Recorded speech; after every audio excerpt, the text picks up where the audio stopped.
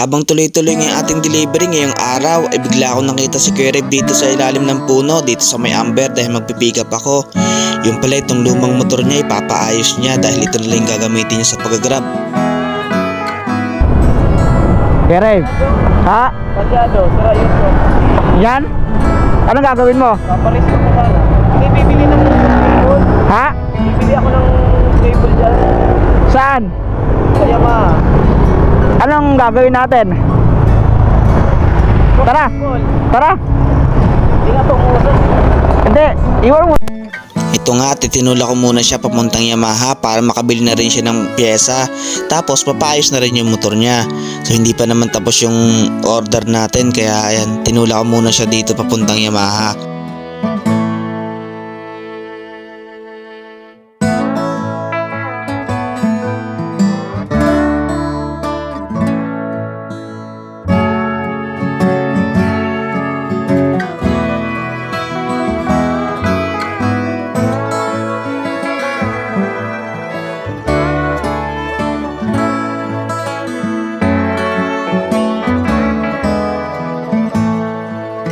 Ito na nga, takarating na kami dito sa Yamaha at ayun nga, sabi ko nga sa kanya dito hihintayin ko siya hanggang sa makabili siya ng pyesa at ayun nga, hindi siya makapagpaayos dyan sa Yamaha dahil maraming ginagawa at ayun nga, sabi ko itutulak ko siya at hihintayin ko siya.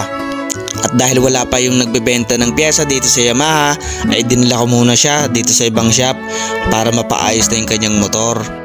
At pagkadala nga namin dito sa kabilang shop hindi rin naayos dahil wala din silang pyesa. Kaya ayun, ang ginawa namin ipinalik ulit namin dito sa Yamaha.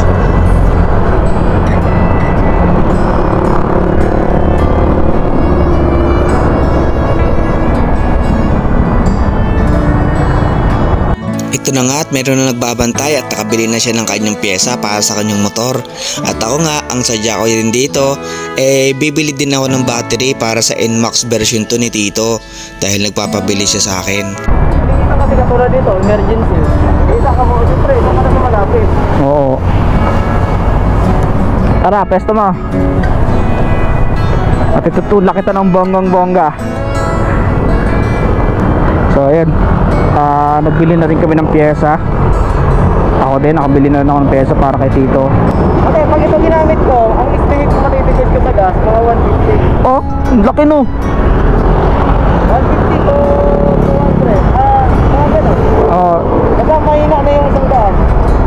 ayos no, ang laki pala ng tipid. Ayan, tutulak ulit ako si Gary. Saka, tulak ko pa ng konti.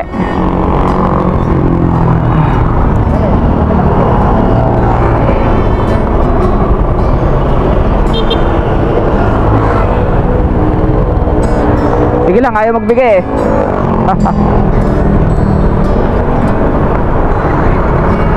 Yeah, thank you po.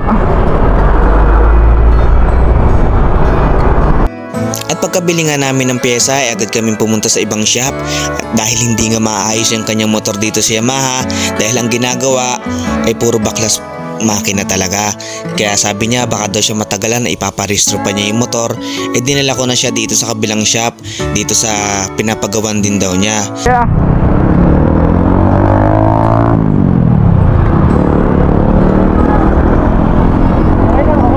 Sige lang, sige.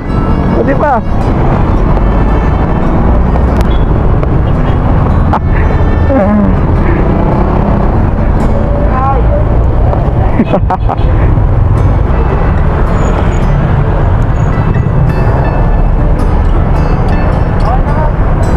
Ano kaya? Salamat. Oh, siyempre, go pa ba? Tara. Tama. Salamat. Sige ba, ingat tayo. Thank you din.